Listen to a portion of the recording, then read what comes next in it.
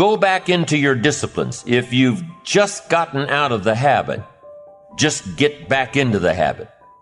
It's called discipline. If it doesn't work, don't do it any longer. You can keep your fingers crossed if you want to and hope that it'll all straighten out.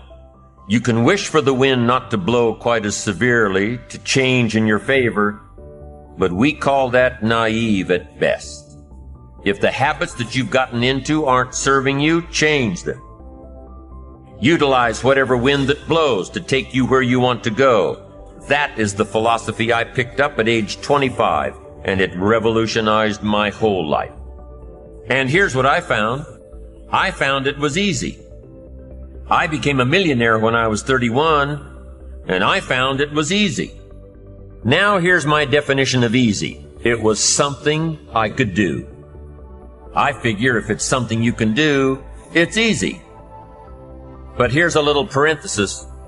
I worked hard at it. I made sure my disciplines were in line. I made sure my habits were good. I made sure I did all that I could. I found something that I could do, but I worked hard at it.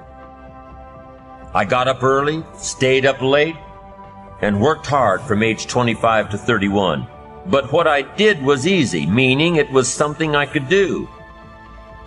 Well, you say, Mr. Rohn, if it was so easy, how come during those 6 years, all those other people around you didn't get rich? Here's why. It's easy not to. How else would you describe it? That's it. It's easy to keep doing the things that don't work. It's easy to keep bad habits. It's easy not to develop the disciplines. It's easy not to. So how come I got rich and they didn't? Here's a philosophical phrase. The things that are easy to do are also easy not to do. That's the difference between success and failure, between daydreams and ambitions. Here's the key formula for success. A few disciplines practiced every day. And those disciplines have to be well thought out. Applying all that we know. That's the key word, discipline. Self-discipline. We might add one more word here, consistent. Consistent self-discipline. It doesn't really matter how smart you are or how much you know if you don't use it. It doesn't really matter that you graduated magna cum laude if you're stuck in a low-paying job.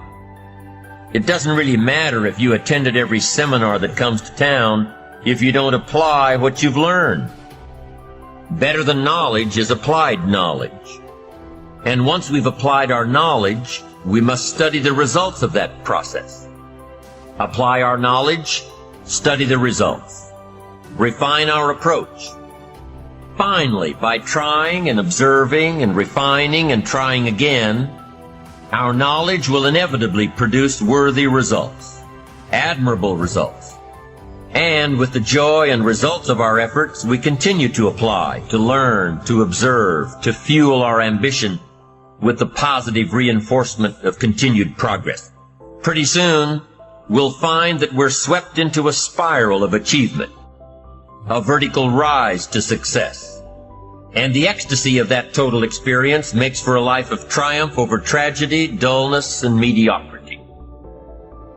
But for this whole process to work for us, we must first master the art of discipline, self-discipline, consistent self-discipline.